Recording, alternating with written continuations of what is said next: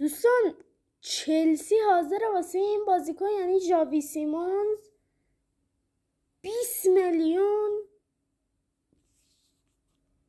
وایسا اینجا 20 میلیون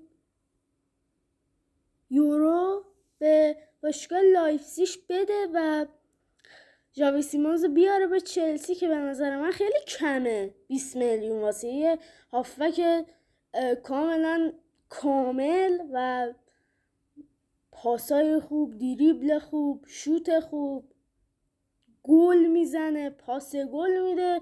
آخه فقط 20 میلیون.